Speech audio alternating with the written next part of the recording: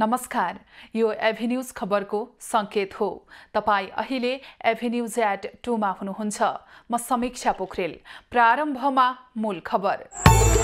सिराहाको मिर्चयामा विद्यार्थीको मृत्यु भएपछि तनाव। आक्रोशित स्थानीयले प्रहरी चौकीमा ढुङ्गामुढा गरेपछि झडप। प्रहरीद्वारा केही राउन्ड हवाई फायर।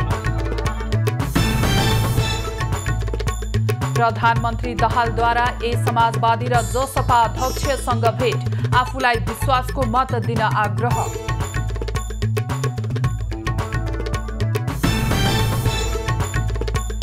प्रदेश 1 मा एमालेको नेतृत्वमा सरकार गठनका लागि दाबी पेश गर्ने तयारी। हिक्मत कुमार कार्की मुख्यमन्त्री बन्ने निश्चित। इरानमा सरकार विरोधी प्रदर्शनमा सहभागी थप 2 जनालाई मृत्युदण्ड दियो। सुरक्षाकर्मीको हत्यामा सहभागी भएको आरोप।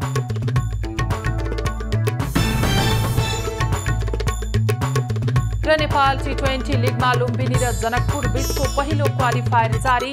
विजेता टोली फाइनलमा प्रवेश गर्ने।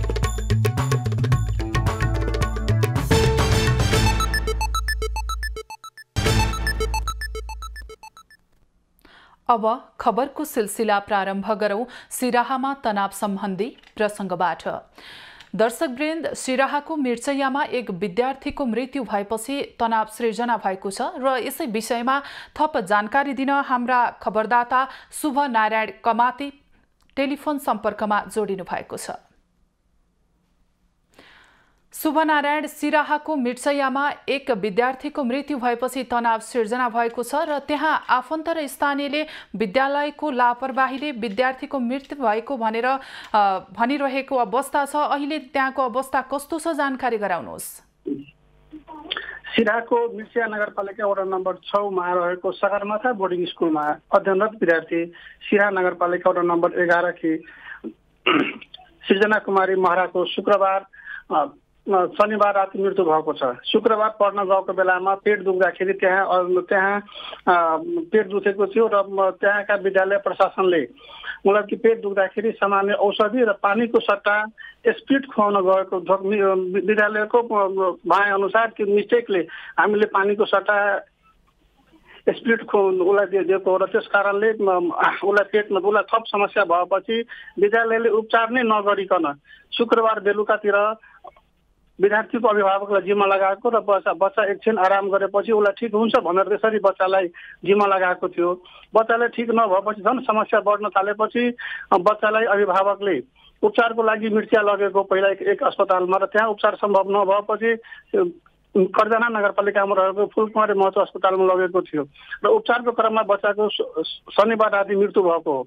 अस्पतालका डाक्टरका भनाइ अनुसार यी फोक्सोमा सेतो भएको कारणले बच्चाको मृत्यु भएको भनेर भनिरहेछ र बिहानैदेखि सगरमाथा बोर्डिङ स्कुलमा अध्ययनरत विद्यार्थीहरूले पूर्व पश्चिम राजमार्ग एकछिन अवरुद्ध पारेको थियो र ढुङ्गामुढा समेत भएको थियो र त्यसै क्रममा विद्यार्थीहरूमाथि शुभनारायण, यहाँले हामीलाई भर्खरै पनि जानकारी गराउनु भयो। चिकित्सकले बालिकाको विद्यार्थीको फोक्सोमा सेतो दाग देखिएको र मृत्यु पनि भएको भनेर, त्यो सेतो दाग एसिडकै कारण देखिएको भनिएको छ कि के भनिएको छ, यस विषयमा यहाँले जानकारी लिनुभयो?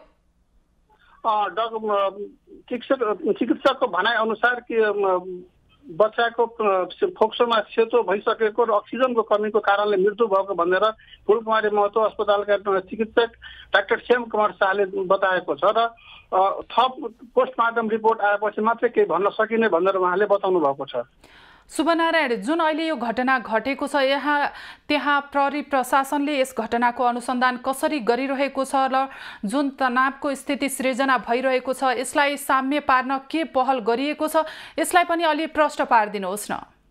त्यहाँ मिर्चिया बजारमा विद्यार्थीहरूले पटक पटक पूर्व पश्चिम राजमार्ग अवरुद्ध पार्ने क्रम गरिरहेको छ भनेदेखि यसलाई खुलाउनका लागि इलाका प्रहरी कार्यालय मिर्चिया लगायत सशस्त्र प्रहरीको टोलीले खोलाउन प्रयास गरिरहेको छ र त्यसै क्रममा एकछिन पहिला इलाका प्रहरी कार्यालयबाट खटिएका प्रहरीहरूले 4 राउन्ड हवाई फायर गरे र अहिले त्यहाँको अवस्था तनावग्रस्त रहेको छ। हस्, जानकारीको लागि धन्यवाद शुभनारायण। यहाँसँग हामी थप जानकारीका लागि फेरि पनि जोडिनेछौँ। र दर्शकवृन्द, उहाँ हुनुहुन्थ्यो सर्लाहीबाट हाम्रा खबरदाता शुभनारायण कमाती। र सिराहाको मिर्चैयामा एक विद्यार्थीको मृत्यु भएपछि तनावको स्थिति सिर्जना भएको छ र यसै विषयमा केन्द्रित रहेर हामीलाई जानकारी गराउँदै हुनुहुन्थ्यो। अब बाँकी खबर। प्रधानमन्त्री तथा नेकपा माओवादी केन्द्रका अध्यक्ष पुष्पकमल दाहालले नेकपा एकीकृत समाजवादीका अध्यक्ष माधव कुमार नेपाल र जनता समाजवादी पार्टीका अध्यक्ष उपेन्द्र यादवसँग भेट गरेका छन्। सिंहदरबार स्थित नेकपा माओवादी केन्द्रको संसदीय दलको कार्यालयमा 3 नेता बीच कुराकानी भएको हो। भेटमा दाहालले संसदमा हुने मतदानमा आफूलाई भोट दिन आग्रह गरेका छन्। भेटपछि दाहालले दुवै दलले आफूलाई समर्थन गर्नेमा आफू विश्वस्त रहेको बताए।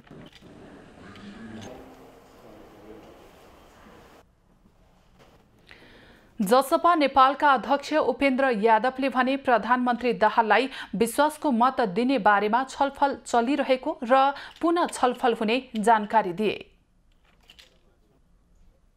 प्रधानमन्त्री दाहालले पुस 26 गते संसदमा विश्वासको मत लिँदैछन्। एकीकृत समाजवादीले दाहाल नेतृत्वको सरकारलाई समर्थन पनि गरेको छैन। सरकारलाई समर्थन जुटाएर सरकारमा समेत सहभागी गराउने प्रयासमा दाहाल छन्। साथै दुवै दलसँग पार्टी एकता गर्ने विषयमा पनि दाहालले पहल गरिरहेका छन्।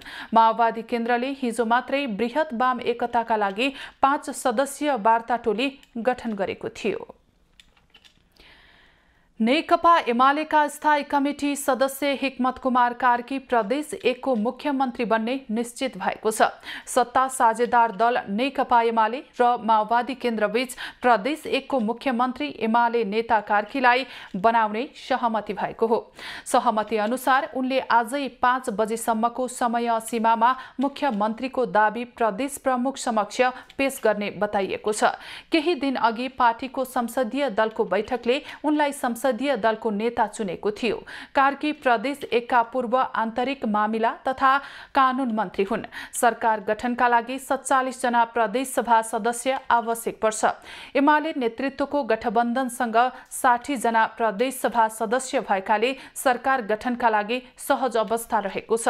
93 सदस्य प्रदेश 1 मा नेकपा एमालेका 40, नेपाली कांग्रेसका 29, नेकपा माओवादी केन्द्रका 13, राप्रपाका 6, नेकपा एकीकृत समाजवादीका 4 र जसपाका 1 जना प्रदेश सभा सदस्य छन्।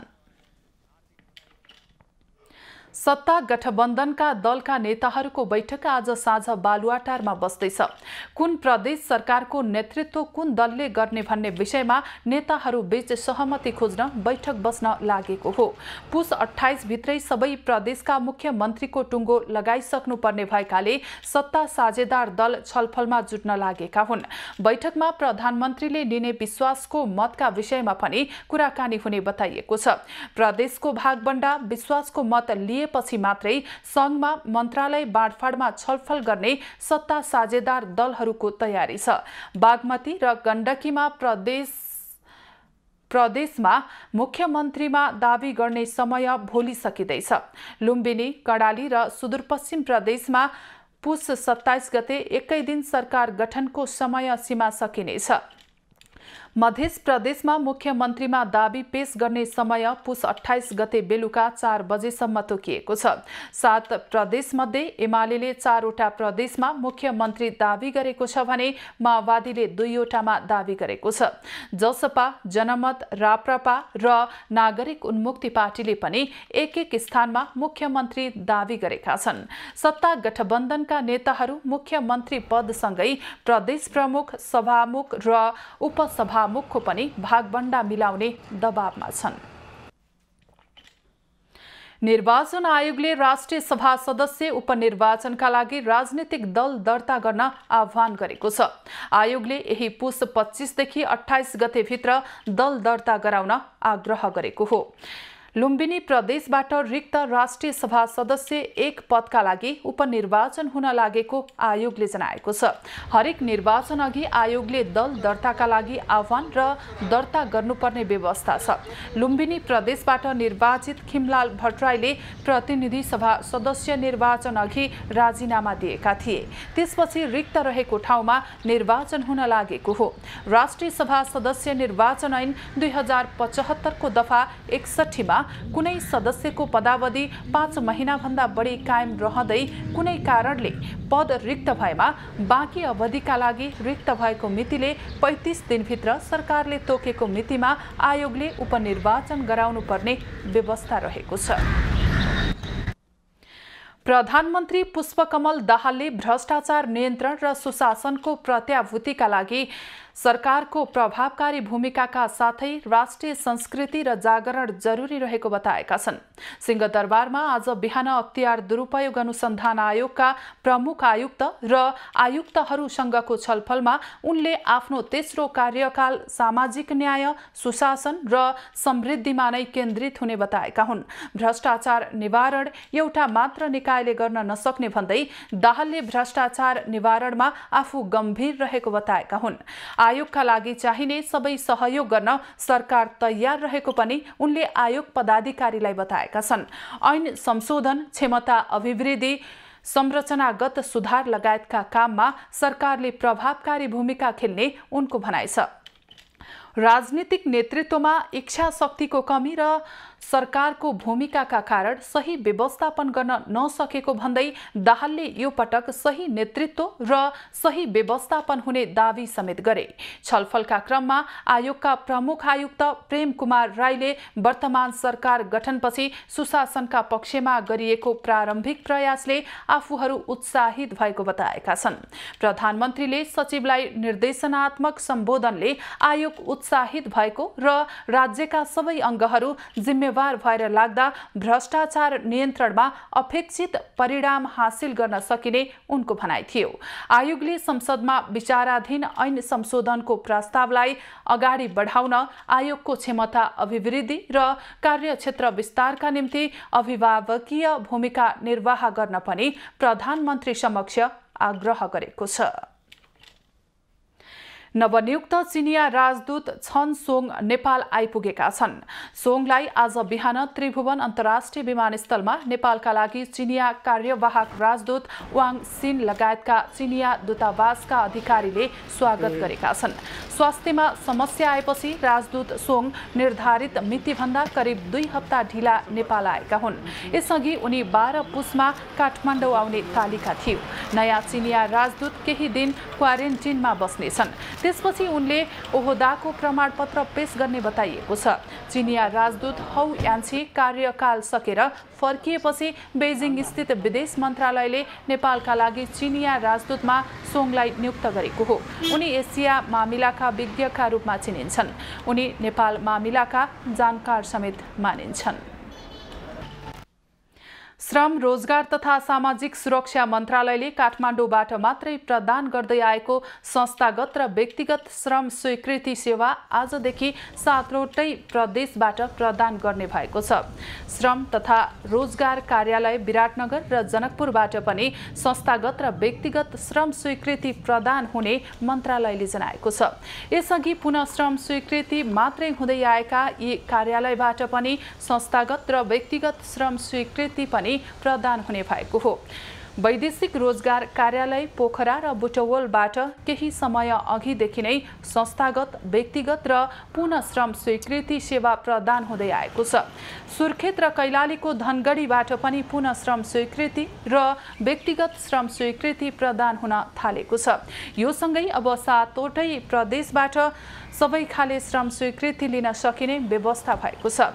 श्रम स्वीकृति लिनका लागि भौतिक रूपमा कार्यालयमै उपस्थित हुनुपर्ने र विभिन्न झन्झट हुने समस्यालाई हटाउँदै अनलाइन मार्फत नै सबै खाले श्रम स्वीकृति लिन सकिने व्यवस्था भएको पनि मन्त्रालयले जनाएको छ। कम्प्युटर प्रणालीबाट नै निर्धारण हुने मिति र समयका आधारमा स्वीकृति प्रदान गर्ने प्रणाली भएकाले समयमै आवेदन नदिने र अन्तिम समयमा श्रम स्वीकृति लिन खोज्दा समस्या हुँदै आएको छ। त्यसैले श्रम स्वीकृतिका लागि समयमा नै अनलाइन आवेदन दिएर बिना झन्झट सेवा लिन सकिने मन्त्रालयको भनाइरहेको छ। गुल्मीको रेसुङ्गा विमानस्थलमा आज परीक्षण उडान भएको छ। त्रिभुवन अन्तर्राष्ट्रिय विमानस्थलबाट तारा एयरको ट्विनेटर जहाजले रेसुङ्गा विमानस्थलको लागि परीक्षण उडान भरेको हो। उडानको विमानबाट प्रतिनिधि सभा सदस्य चन्द्र भण्डारी, एमाले उपमहासचिव प्रदीप गेवाली, नेकपा एकीकृत समाजवादीकी सचिव रामकुमारी झाँक्री, प्रदेश सभा सदस्य धनेन्द्र बहादुर कार्की लगायतका नेता रेसुङ्गा पुगेका छन्। र दर्शकवृन्द, गुल्मीको रेसुङ्गा विमानस्थलमा आज परीक्षण उडान भएको छ र यसै विषयमा थप जानकारी दिन हाम्रा एभिन्यूज खबरदाता जनार्दन घिमिरे टेलिफोन सम्पर्कमा जोडिनु भएको छ। जनार्दन, गुल्मीको रेसुङ्गा विमानस्थलमा आज परीक्षण उडान भएको छ र अब नियमित उडान कहिलेदेखि सुरु हुन्छ, जानकारी गराउनुहोस्। समीक्षा, म अहिले गुल्मी जिल्लाको रेसुङ्गा विमानस्थलमा छु। अहिले केही बेर अगाडि यहाँ विमान तारा एयरको ट्विनेटर विमान आएर उडिसकेको छ।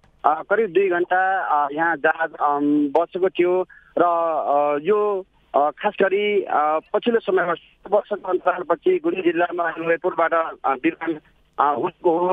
2063 सालमा खास गरी रेसुङ्गा विमानस्थलको निर्माण कार्य सुरु गरिएको भने अहिले 16 वर्षपछि निर्माण सम्पन्न भइसकेको अवस्था हो। र अहिले मलाई जानकारीमा प्राप्त भएअनुसार रेसुङ्गा नगरपालिका प्रमुख लोक पन्थीका अनुसार खास गरी रेसुङ्गा नगरपालिकाले यो विमान उडानको लागि समन्वय गरिरहेको छ तारा एयरलाइन्ससँग। खास गरी माघको तेस्रो सातादेखि नियमित रूपमा विमान सञ्चालन हुन्छ यहाँबाट भन्ने चाहिँ जानकारी प्राप्त भएको छ। समीक्षा, जनार्दन, यसरी उडान परीक्षण उडान भइरहँदा प्राविधिक र सुरक्षा व्यवस्थालाई पनि कसरी हेरिएको छ, यस विषयमा पनि प्रश्न पारिदिनुहोस् न। खास गरी यहाँ 2075 साल जेठ 25 गते धुले उडान भएको थियो, पहिलोपटक परीक्षण भएको थियो भने अहिले यो विमानस्थल पुरै कम्प्लिट भइसकेपछि, पिच भइसकेपछि अहिले पुनः डेमोन्स्ट्रेसन उडान गरिएको हो। यो एउटा व्यावसायिक उडानको लागि कस्तो छ रनवेको अवस्था, यहाँको अब कसरी भिजिबिलिटी अवस्था कस्तो छ भनेर जानकारी लिनको लागि पनि कति यात्रुहरू लैजान सकिन्छ, यसको वेट कति हुनसक्छ भन्ने कुरा जानकारी लिन लागि पनि यो आज चाहिँ यो परीक्षण उडान गरिएको हो।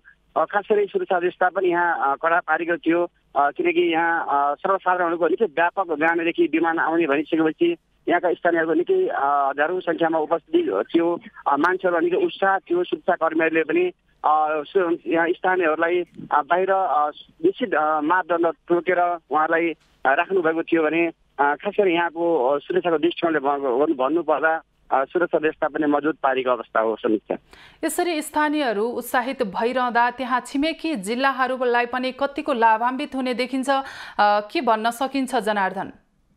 खास गरी यो विमानस्थल सदरमुकाम नजिकै रहेको खास गरी रेसुङ्गा नगरपालिकाको वडा नम्बर 10 मा छ। सदरमुकाम नजिकै पनि छ, यहाँ सहर पनि छ। खास गरी यहाँ बागलुङ, त्यसै गरी पाल्पाको केही भाग, त्यसै गरी प्युठानको केही भाग र अर्घाँचीको धेरै जसो भूभागहरू यहाँ नजिकै समेटेको हुनाले पनि यो यहाँ विमान चाहिँ नियमित रूपमा सञ्चालन गर्न सकिन्छ भन्ने चाहिँ आशावादी चाहिँ छन् यहाँका स्थानीयहरू पनि। र खास गरी यसलाई क्रमशः सुरुमा नगरपालिकाले चाहिँ समन्वय गरेर सञ्चालन गरिसकेपछि बिस्तारै बानी पर्दै गइसकेपछि यो यहाँबाट विमान सुचारू हुन्छ भन्ने नियमित भयो भने यहाँ यात्रुको लागि समस्या पनि हुँदैन भन्ने एउटा अनुमान छ, आकलन। हस्, जानकारीको लागि धन्यवाद जनार्दन। यहाँले पनि खबर सङ्कलनका विषयमा सक्रियता बनाइरहनुहोला। थप जानकारीका लागि यहाँसँग हामी पुनः जोडिनेछौँ। र दर्शकवृन्द, उहाँ हुनुहुन्थ्यो हाम्रा खबरदाता गुल्मीबाट जनार्दन घिमिरे। र गुल्मीको रेसुङ्गा विमानस्थलमा आज परीक्षण उडान सुरु भइसकेको छ र यसै विषयमा केन्द्रित रहेर हाम्रा खबरदाताले हामीलाई जानकारी गराउँदै हुनुहुन्थ्यो। खबरको सिलसिला अझै जारी छ, हामीसँगै रहनुहोला। अब बाँकी खबर। लुम्बिनी प्रदेशमा वन संवर्धन प्रणालीमा आधारित वन व्यवस्थापन कार्य पुनः सुरु भएको छ। वन तथा सामुदायिक वनमा सडेर खेर जाने रुखको सदुपयोग र नयाँ बिरुवा लगाउने पहल थालिएको छ। वर्षौंदेखि महत्त्वपूर्ण काठहरूको समयमा व्यवस्थापन भई बिक्री वितरण हुन नसक्दा जंगलमा नै त्यसै सडेर जाने भएकाले त्यसको व्यवस्थापनको पहल थालिएको छ। लुम्बिनी प्रदेशमा वैज्ञानिक वन व्यवस्थापनको सुरुवात भएको कपिलवस्तु जिल्लाबाट नै वन संवर्धन प्रणालीमा आधारित वन व्यवस्थापन कार्य पुनः सुरु भएको हो। महत्त्वपूर्ण काठ धमिराले खाइरहँदा पनि सरकार र वन मन्त्रालयको लापरवाहीका कारण ठूलो राजस्व प्राप्त हुने काठ सडेर नोक्सानी भइरहेको छ। वनलाई पनि कायम राख्ने, वनको उपयोग पनि गर्ने दिगो हिसाबमा भोलि तपाई भन्दा पछिको अर्को पुस्ताले पनि वनलाई नाश गरेछन् भनेर त्यस्तो दोष नआउने गरी आजको हाम्रो आवश्यकता पनि राष्ट्रको आवश्यकता, प्रदेश सरकारको आवश्यकता, तपाईहरुको आवश्यकता दिगो संरक्षण, दिगो व्यवस्थापन भन्ने गर्छौं। वन व्यवस्थापन महाशाखा नारायण देव भट्टले कुहिएको काठ विभिन्न कारणले रहेको बताउँदै विगत 2 वर्षदेखि काठ दाउरा बिक्री नहुँदा समस्या आएको बताउँछन्। काठको मूल्य पनि एकदम वृद्धि भएको। अब हाम्रो यो प्रदेशमा चाहिँ 22 लाख CFT भन्दा बढी प्रति वर्ष चाहिँ काठ पनि उत्पादन, गुणस्तरयुक्त काठ पनि उत्पादन हुन्छ। त्यसले गर्दा हाम्रो देशको आवश्यकता पनि पूर्ति गर्न सहयोग गर्छ र काठको पनि सदुपयोग हुनेछ र त्यसरी चाहिँ घाटगद्दीमा कुहिएर रहने अवस्था पनि हुँदैन। वनको बढी भन्दा बढी संरक्षण गरी भावी पुस्ताप्रति सचेत भएर योजना बनाउनु आवश्यक छ। एकातिर आफ्नै बारी खरबारीका काठ दाउरा काट्न नपाइने, अर्कोतिर काठ जंगलमै सडेर जाने अवस्था छ भने सर्वसाधारणलाई काठ किन्नु परे निकै महँगो पर्ने गर्दछ। बाहिरबाट आयात हुने काठलाई प्रतिस्थापन गर्ने र क्रमशः हाम्रो त्यो प्लान भित्र हो।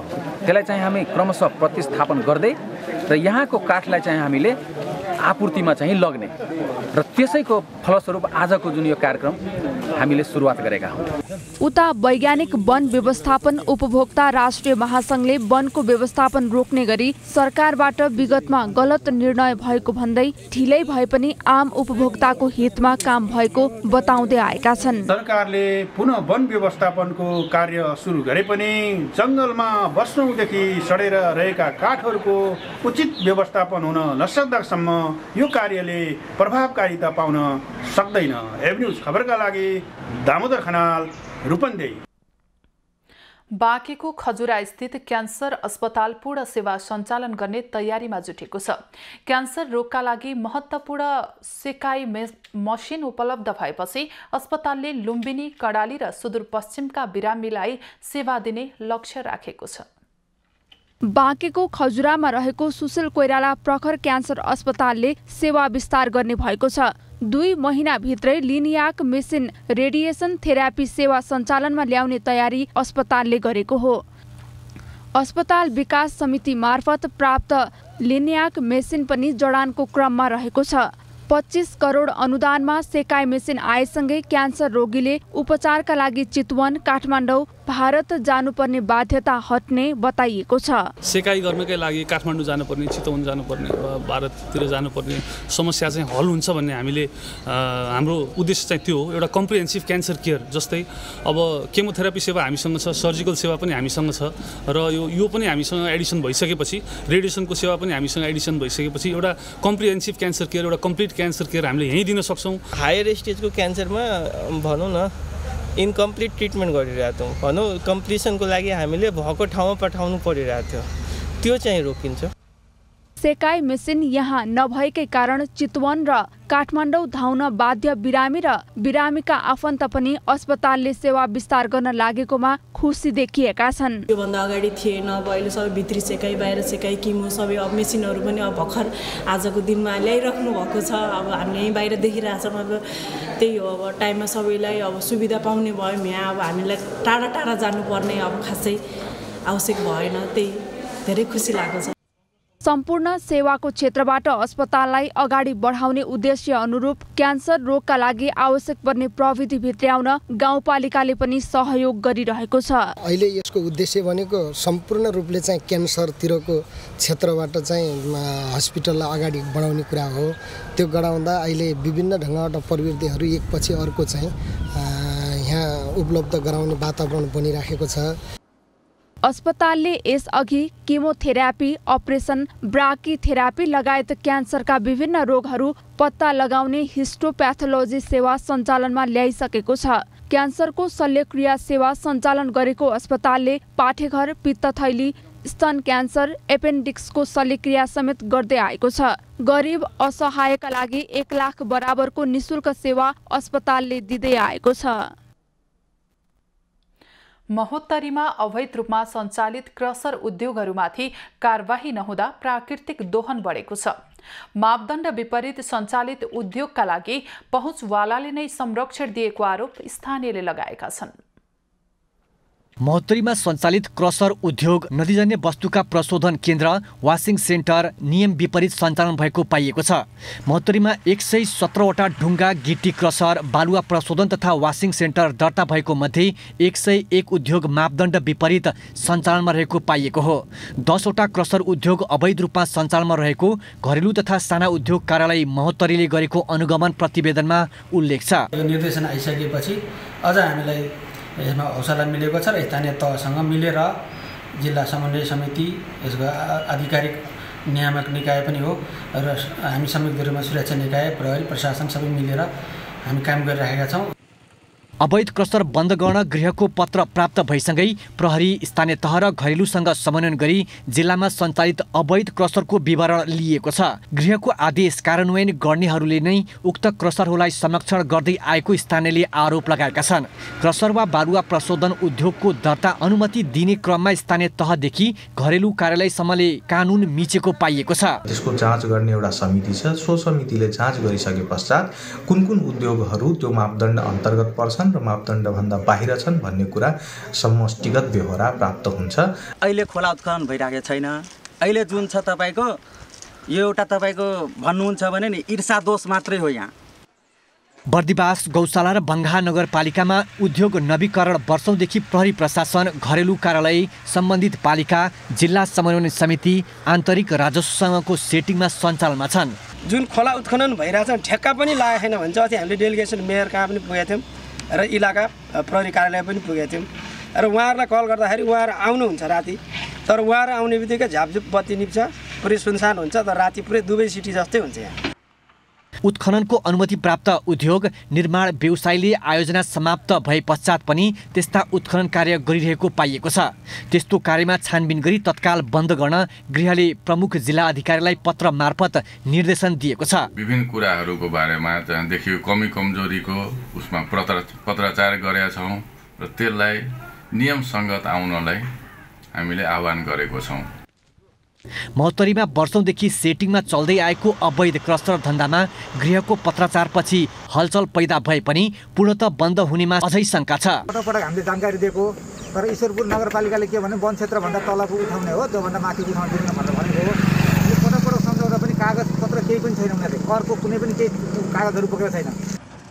नदीजन्य पदार्थमा आधारित उद्योग तथा त्यसको उत्खनन, सङ्कलन र बिक्री वितरणमा मनपरी हुँदा प्राकृतिक क्षति बढ्ने सरोकारवालाले चिन्ता व्यक्त गरेका छन्। कमलेश मण्डल, महोत्तरी। पछिल्लो समय कोरोनाको नयाँ प्रजाति फैलिएसँगै झापाको काकडभिट्टा नाकामा कडाई गरिएको छैन। छिमेकी देश चीन र भारतमा पुनः कोरोना संक्रमण बढे पनि सीमा क्षेत्रमा सावधानी अपनाइएको छैन। कोरोना भाइरसको पुनः संक्रमण फैलिए पनि नेपालको पूर्वी सीमा नाका काकडभिट्टाबाट दैनिक सयौं भारतीयहरू नेपाल प्रवेश गरिरहेका छन्। भारतका विभिन्न स्थानमा चेक जाँचमा कडाई गरिए पनि नेपाल प्रवेश गर्ने कसैको पनि निगरानी गरिएको छैन। काकडभिट्टा नाकाबाट भारततर्फ जाँदा आवश्यक कागजात सहित स्वास्थ्य परीक्षणको प्रमाण समेत पेश गर्नुपर्ने व्यवस्था गरिएको छ। तर नेपाल प्रवेश गर्दा कुनै निगरानी नभएको स्वयं भारतीय नागरिक बताउँछन्। नेपालमा मलाई कोरोना टेस्ट गर्नु पर्दैन, कसैले टेस्ट गर्नु भन्दैन, कसैले भनेको छैन। हुन त सीमा नाकामा नेपाल प्रहरी, सशस्त्र प्रहरी र हेल्प डेस्कका कर्मचारीहरू रहेका छन्। यी सीमा नाकामा जनस्वास्थ्य निरीक्षक सहित 8 जना कर्मचारी रहेका छन्। यहाँ कोरोना, मलेरिया र HIV परीक्षण गर्ने सुविधा रहे पनि परीक्षण बिनै भारत, बङ्गलादेश, भुटान र म्यानमारका नागरिक नेपाल प्रवेश गरिरहेका छन्। भारत, बङ्गलादेश, भुटान र म्यानमारका नागरिक सडक मार्ग हुँदै यो नाकाबाट नेपाल प्रवेश गर्छन्। यसरी निर्बाध रूपमा विदेशी नागरिक यस काकडभिट्टा नाकाबाट प्रवेश गरे पनि स्वास्थ्य निगरानी नगरिएको स्वीकार्छन् काकडभिट्टा नाकाका हेल्प डेस्क प्रमुख भोला थापा। यहाँ चाहिँ टाढाबाट आउनुभएकोहरूको चाहिँ यहाँनिर स्क्रिनिङ गर्छौँ हामी। वहाँ कोरोना टेस्टहरू भेक्सिनेसन कार्डहरू छैन भने चाहिँ हामी यहाँनिर हाम्रो हेल्पडेस्कमा हामी कोभिड टेस्ट गर्छौँ, एन्टिजेन टेस्ट, अनि हामी उहाँहरूलाई रिपोर्ट नेगेटिभ छ भने चाहिँ पठाउँछौँ, पोजिटिभ छ भने चाहिँ हामी त्यही अनुसारको ट्रिटमेन्टहरू यहाँ कता व्यवस्था गरेर पठाउने गर्छौँ। सीमामा आउजाउका लागि निगरानी गर्न कसैले चासो देखाएको छैन, जसको परिणाम नयाँ प्रजातिको कोरोना भाइरस छिट्टै फैलिन सक्छ। यसर्थ सीमा नाकामा भइरहेको लापरवाहीप्रति जिम्मेवार निकायहरूको बेलैमै ध्यान जाओस्। नेपालको पूर्वी सीमा नाकामा कोरोना संक्रमण नियन्त्रणका लागि प्रोटोकल अन्तर्गत स्वास्थ्य परीक्षणमा गम्भीरता देखिएको छैन। एबी न्यूज खबरका लागि मुक्ति पौडेल, झापा। माघे संक्रान्ति नजिकिएसँगै बजारमा विभिन्न प्रकारका तरुलहरू भित्रिन थालेका छन्। तरकारी र फलफूल किनबेचको मुख्य व्यापारिक केन्द्र काठमाडौँको कालीमाटीमा पनि तरुलको माग बढेको छ। माघे संक्रान्ति नजिकिएसँगै काठमाडौँ उपत्यकामा विभिन्न प्रकारका तरुलहरू भित्रने क्रम बढ्न थालेको छ। तरकारी र फलफूल किनबेचको मुख्य व्यापारिक केन्द्र काठमाडौँको कालीमाटीमा धादिङ, नुवाकोट, तनहुँ लगायतका जिल्लाहरू र तराई, मधेस तथा भारतबाट समेत तरुल आउन थालेको छ। सबैभन्दा बढी चितवन र सर्लाहीको तरुल काठमाडौँमा भित्रिएको छ। मूल्य अब हेरी हुन्छ। अब राम्रो चिज छ भनेदेखि 50, 60, 70 केजीको सर्लाहीबाट मात्र आउँछ। अरू आउन त अन्य ठाउँबाट पनि आउँछ। हामीले चाहिँ प्रायः सबै सर्लाहीको मात्र आउँछ। व्यापारीहरूका अनुसार काठमाडौँको कालीमाटी बजारमा विभिन्न 18 थरीका तरुलहरू भित्रिएका छन्। बजारमा घर तरुल, वन तरुल, सिमल तरुल, पानी तरुल, 5 औले, हात्तीपाइले, पातले, आकाशे तरुल, रातो तरुल लगायतहरू बिक्रीका लागि राखिएका छन्। इन्डियाको अनि तपाईँको यो तराईतिर सबै ठाउँको आउँछ। पश्चिमदेखिको, पूर्वदेखिको, धादिङ, नुवाकोट, गोर्खा होइन, सबै तनहुँ सबैतिरको आउँछ। यो कालीमाटी बजारमा तरुलको मूल्य प्रति केजी 30 रुपैयाँदेखि 60 रुपैयाँसम्म पर्छ। सबैभन्दा सस्तो धादिङबाट आएको मोडे तरुलको मूल्य प्रति केजी 30 रहेको छ भने तराईबाट भित्रिएको तरुलको मूल्य प्रति केजी 60 रुपैयाँ पर्छ। विगतका वर्षहरूभन्दा तरुल सस्तो र गुणस्तरीय भएकाले उपभोक्ताहरूको आकर्षण पनि बढ्न थालेको छ। जो सन्तुष्टै छ, सन्तुष्टै नै देखियो। अब हामी किन्ने मान्छे सन्तुष्ट भएपछि अब बेच्ने मान्छे त सन्तुष्टै हुनुहुन्छ होला। र अहिले विगतको भन्दा धेरै आएछ, माघभन्दा बढी आएछ जस्तो लाग्छ मलाई। माघे संक्रान्तिका दिन विशेष परिकारको रूपमा लिइने तरुलको यसपटक राम्रो व्यापार हुने अपेक्षा व्यवसायीले गरेका छन्। हरेक हिउँदमा सिरकको माग बढी हुन्थ्यो, तर यस वर्षको हिउँदमा भने सिरकको व्यापार बढेन। अर्थतन्त्रमा आएको मन्दीसँगै व्यापार नबढेको व्यवसायीहरू बताउँछन्। विगतमा जाडो महिना सुरु भएसँगै बजारमा सिरक किन्नेहरूको भिड लाग्ने गर्दथ्यो, तर यस वर्ष पुस सकिन लाग्दा पनि व्यापार नबढेको व्यवसायी बताउँछन्। अहिले सामानहरू सबै महँगो भइरहेछ, सबै प्राइसहरू सब बढिरहेको छ। अब पहिलाको जस्तो चाहिँ धेरै आउँदैन। अब पहिला चाहिँ अलि राम्रै थियो, आउने चलफलहरू राम्रै थियो। झन् कोरोनाको टाइमपछि चाहिँ अलि गाह्रै भइरहेछ। गएको वर्षहरूमा हिउँद लागेसँगै सिरक, ब्याङ्केट लगायतका न्यानो कपडा बेचेर मनग्गे आम्दानी गर्ने गरेको व्यवसायीहरू बताउँछन्। कोरोना महामारीपछि बजारमा पनि मन्दी आएको छ। उपभोक्ताको क्रय शक्ति घट्नुको साथै अस्वाभाविक मूल्य वृद्धिले व्यापार घटेको देखिन्छ। गएको वर्षको तुलनामा यस वर्ष एउटा सिरकको मूल्यमा 500 रुपैयाँसम्मले वृद्धि भएको छ। व्यापारमा भने विगतको तुलनामा 50%ले कमी आएको व्यवसायी बताउँछन्। अब लगभग आधा जस्तो नै छ। अब कहिले भूकम्प, कहिले कोरोना, कहिले डेङ्गु पछिको व्यापार हो यो चाहिँ। अब पहिला यति बेला हामीले चाहिँ अलिकति साँचो अर्थमा भन्ने भने अब भ्याइ नभ्याइ हुन्थ्यो। अहिले चाहिँ तपाईँले देख्नु भएको छ, अहिले अब हामी चाहिँ एकदम फुर्सदमै छौँ। जाडो बढे पनि बजारमा न्यानो कपडाको व्यापारले गति लिन सकेको छैन। अत्यावश्यक वस्तुको अनाधिकृत मूल्य वृद्धि हुँदा निम्न आय भएकाहरूको खरिद क्षमता झनै कमजोर भएको छ। विशेष गरी उपभोक्ताको क्रय शक्ति घट्नु र बजार मूल्य आकाशिनुले सिरक लगायतका न्याना कपडाको व्यापारमा कमी आएको हो। क्यामेरामा गोपाल भट्टका साथ निशा देउजाको रिपोर्ट।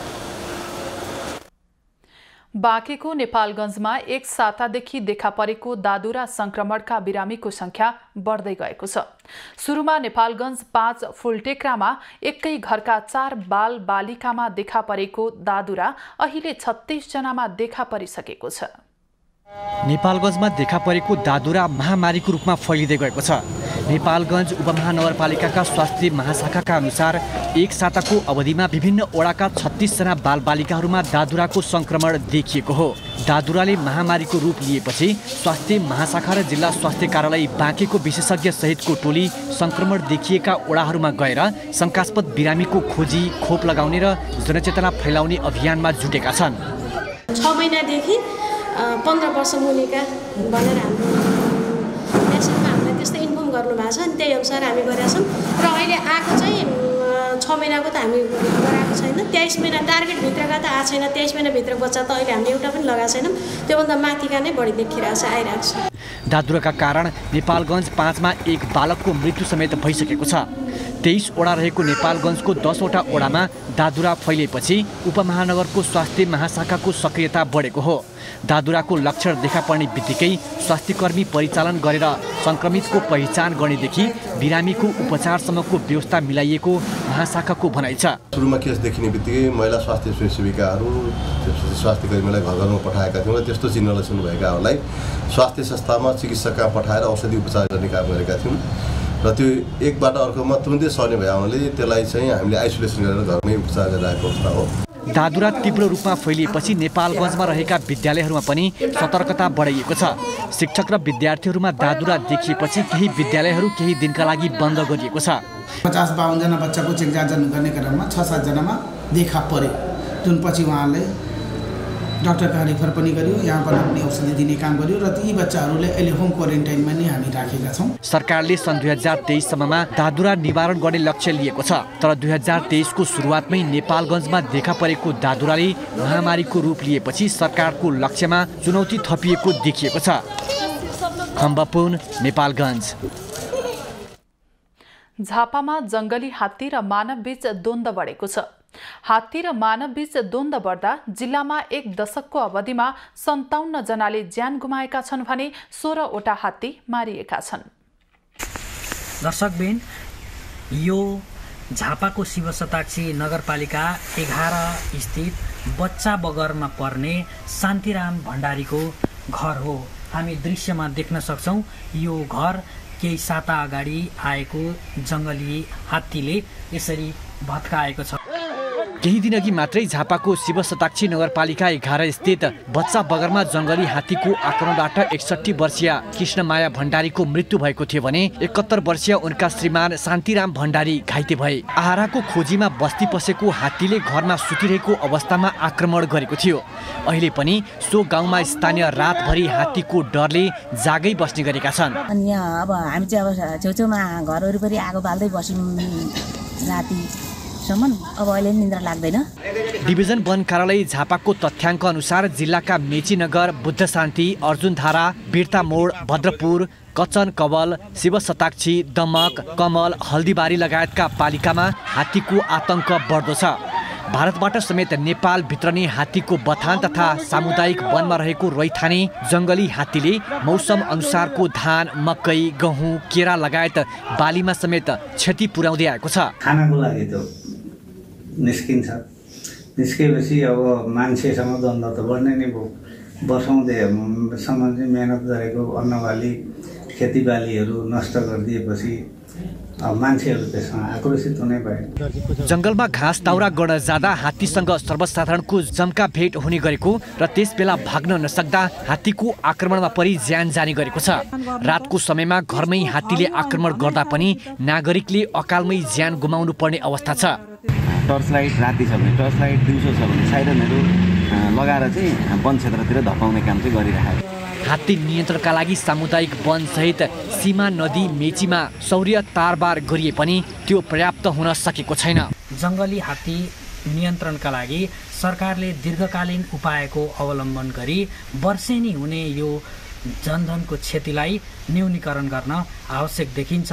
एबी न्युज खबरका लागि सन्तोष नेउपाने, शिवशताक्षी नगरपालिका, झापा। खोटाङको रावाबेसी गाउँपालिकामा कोरोना महामारीका कारण बन्द भएको साप्ताहिक हाट बजार पुनः सञ्चालनमा ल्याइएको छ। विश्वभर फैलिएको कोरोना महामारीको संक्रमण रोकथाम तथा न्यूनीकरणका लागि बन्द गरिएको हाट बजार शुक्रबारदेखि पुनः सञ्चालनमा ल्याइएको हो। रामाबेसी गाउँपालिका 1 कुबिन्डेको हरमटारमा हरेक शुक्रबार लाग्ने हाट बजार 2 वर्षपछि पुनः सञ्चालनमा आएको छ।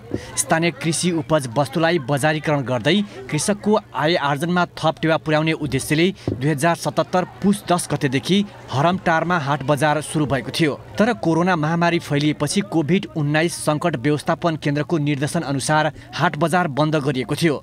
2079 पुस 8 गते जनप्रतिनिधि, कर्मचारी, राजनीतिक दल, घरेलु तथा साना उद्योग महासंघ, नागरिक समाज, अगुवा कृषक लगायतको समन्वयन बैठकको निर्णय अनुसार हाट बजार सञ्चालनमा ल्याइएको गाउँपालिकाका अध्यक्ष फटिक कुमार श्रेष्ठले बताए।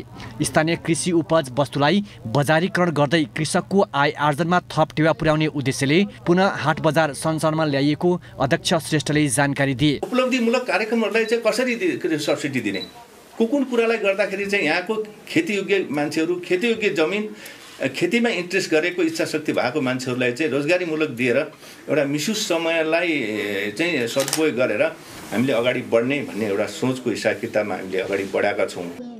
बन्द हाट बजार पुनः सञ्चालनमा आएपछि स्थानीय कृषकहरू उत्साहित भएका छन्। आफूले उत्पादन गरेको कृषि उपज वस्तुलाई बजारसम्म लगेर बिक्री वितरण गरेर त्यसबाट आएको केही रकमले जीविकोपार्जनमा केही मद्दत पुग्ने कृषकहरू बताउँछन्। मलाई मात्र नभएर हामी सबैलाई धेरै राम्रो भएको छ, धेरै फाइदा भएको छ र हामी अब गाउँघरमा महिलाहरूले यसो समूह खोलेको छ सानो सानो। त्यसको लागि हामीले घरमा घर परिवारसँग पैसा माग्नु पर्दैन। कोभिडले गर्दाखेरि बन्द भयो, बन्द हामी निराश थियौँ। अनि अहिले फेरि यो बजार लागेकोमा एकदम खुसी छौँ भाइ। यसरी सधैँभर लागे हुन्थ्यो। हाट बन्द भएपछि टहरामा कोरोना संक्रमित राख्नका लागि क्वारेन्टाइन निर्माण गरिएको थियो। 6 वटा वडा रहेको गाउँपालिकामा लिची, केरा, तरकारी, धान, दलहन, सागसब्जी उत्पादन हुने प्रख्यात ठाउँको रूपमा जिल्ला चिनिन्छ। गाउँपालिकाले कृषकले उत्पादन गरेको कृषिजन्य उपज वस्तुलाई भण्डारण गर्ने 62 लाखको लागतमा हरमटारमा चिस्यान केन्द्र निर्माण भइरहेको छ। राजन ठटाल, खोटाङ।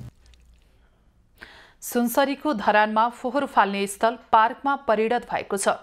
सुनसरीको धरान 7 पानबारी बस पार्क छेउको फोहोर फाल्ने स्थललाई ज्येष्ठ नागरिक पार्क बनाइएको हो। सुनसरीको धरान 7 पानबारी बस पार्क छेउ कुनै समय यो स्थान फोहोर फाल्ने स्थल बनेको थियो। आसपास हिँडुल गर्न मुस्किल थियो, तर यसलाई पार्कको अवधारणा अगाडि बढाएर निर्माण सम्पन्न गरेपछि भने अहिले दुर्गन्धित क्षेत्र रमणीय स्थल बनेको छ। वडा कार्यालयबाट हामीलाई 5,09,000 रुपैयाँ बजेट विनियोजित गरिदिनु भएको थियो। त्यसमा चाहिँ हाम्रो यो बिचको फाउन्टेन जुन झरना हो त्यो र अनि अधुरो रहेको वाललाई कम्प्लिट गर्ने हाम्रो लक्ष्य छ। पानबारी बस पार्क नजिकै रहेको खोला, जसलाई माछा भौडी पनि भनिन्छ, खोलामा कुनै समय सर्वसाधारणले फोहोर फाल्दै आएका थिए। अहिले भने फोहोर फाल्न रोकेर माछा भौडी नजिकै केही समय अगाडि नै रमणीय पार्क बनेको हो। केही वडावासीहरूले नै भनौँ फोहोर मैला फ्याँकेर हेर्दा कुरूप बनाइरहेको ठाउँ थियो। अहिले हामीले देखेका छौँ यो हामी पश्चिमपट्टिको ठाउँमा पार्क बनेको छ। यो पार्क बन्दा हामीलाई असाध्यै खुसी पनि लागेको छ। धरान 7 का वडा अध्यक्ष स्वर्गीय भुवन सिंह मोक्तानको स्मृतिमा फोहोर फाल्ने स्थानमा पार्क बनेपछि परिवारले खुसी प्रकट गरेका छन्। उहाँको नाम त रह्यो यहाँनिर, अनि यसको लागि चाहिँ अब सबैलाई म धेरै धेरै धन्यवाद दिन चाहन्छु। धरानका 20 वटा वडामा यस्ता रमणीय पार्क बनाउन सके धरानको पर्यटन प्रवर्धनमा थप सहयोग पुग्ने उनीहरूको भनाइ छ।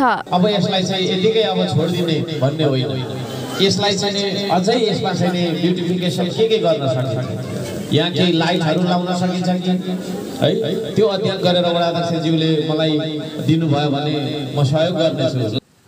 पार्कका लागि चालु आर्थिक वर्षमा थप 5 लाख बजेट विनियोजन गरिएको छ। 2074 मा निर्वाचित वडा अध्यक्ष भूपेन्द्र राज मोक्तानको 2075 मा निधन भएपछि उनकै स्मृतिमा पार्क निर्माण गरिएको हो। धरानबाट विनय प्रधानको रिपोर्ट। खबरको सिलसिला अझै जारी छ, हामीसँगै रहनुहोला। अब पालो एभेन्यूज एट स्पोर्ट्सको। पहिलो संस्करणको नेपाल टी20 लिगको फाइनल प्रवेशका लागि अहिले लुम्बिनी अल स्टार र जनकपुर रोयल्स प्रतिस्पर्धा गरिरहेका छन्। त्रिवी क्रिकेट मैदानमा जारी पहिलो क्वालिफायरमा लिगका समूह चरणका खेलमा पहिलो भएको लुम्बिनी र दोस्रो भएको जनकपुर बीच प्रतिस्पर्धा भइरहेको हो। आजको खेलमा पराजित हुने टोलीले सोमबार हुने इलिमिनेटर खेलको विजेतासँग फाइनल प्रवेशका लागि पुनः भिड्नेछन्। लिगको विजेताले 55 लाख पाउने जनाएको छ। यस्तै उपविजेताले 30 लाख नगद पुरस्कार प्राप्त गर्दा तेस्रो हुनेले 10 लाख र चौथोले 5 लाख पाउनेछन्। अब पालो खास खबरको।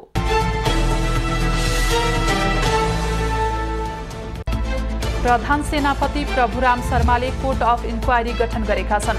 आर्थिक अनियमिततामा मुछिएका सैनिक उपरथी प्रेम शाहीबारे छानबिन गर्न प्रधान सेनापति शर्माले उपरथी बाबुराम श्रेष्ठको नेतृत्वमा कोर्ट अफ इन्क्वायरी गठन गरेका हुन्। आर्थिक अनियमितता सम्बन्धी विषयमा सोधपुछ गर्न उनलाई सेनाले पक्राउ गरेको थियो। 1.5 हप्तादेखि तराईमा चलिरहेको शीतलहर अझै कायमै छ। मौसम पूर्वानुमान महाशाखाका अनुसार तराईका धेरैजसो क्षेत्रमा अधिकतम र न्यूनतम तापक्रमको अन्तर निकै घटेको छ भने अधिकतम तापक्रम पनि औसतभन्दा 5 डिग्रीले झरेको छ।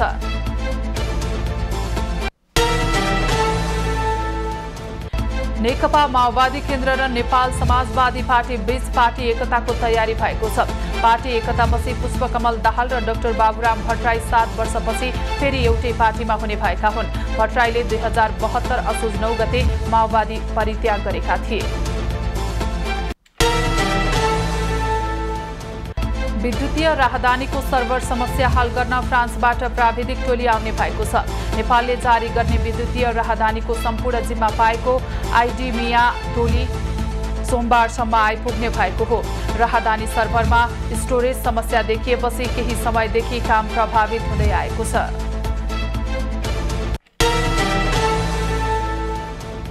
नेपाल आयल निगमका सञ्चालक विरुद्ध कालोबजारी कसुर गरेको आरोपमा जाहेरी परेको छ।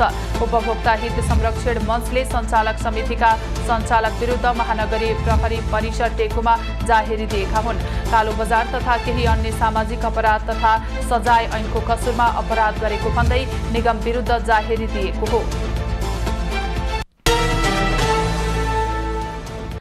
सुनको मूल्य आज एकै दिन 1000 रुपैयाँले बढेको छ। नेपाल सुनचाँदी व्यवसाय महासंघका अनुसार छापावाल सुन प्रति तोला 1,03,300 र तेजाबी सुन तोलाको 1,02,800 रुपैयाँमा कारोबार भइरहेको छ। चाँदीको मूल्य पनि तोलामा 15 रुपैयाँले बढेर 1,380 रुपैयाँमा कारोबार भएको छ।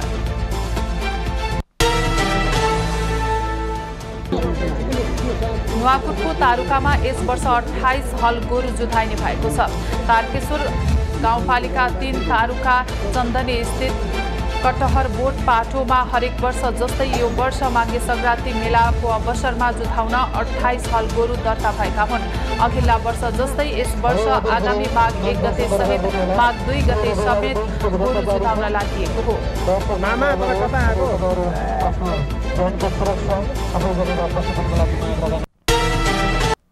अब पालो एभेन्यूज एट मौसमको।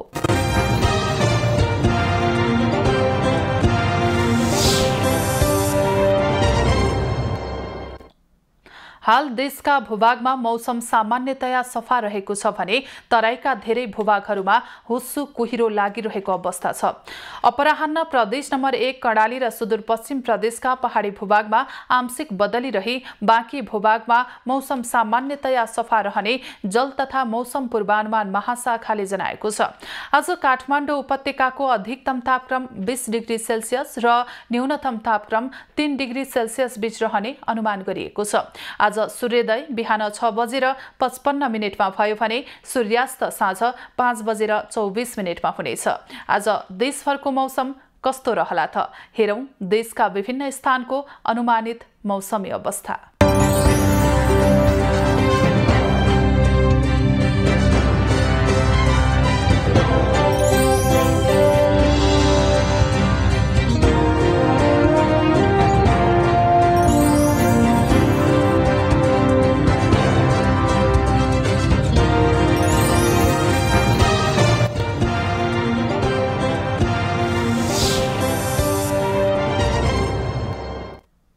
अहिलेलाई खबरको क्रम यति नै। एभेन्यूज खबरका यी सहित अन्य विस्तृत खबरका लागि www.avenews.tv लगइन गर्न सक्नुहुनेछ। युट्युब, फेसबुक र ट्विटरमा पनि हामीलाई फलो गर्न सकिनेछ। खबरभित्रको खबरका लागि हेर्दै रहनुहोला एभेन्यूज खबर। नमस्कार।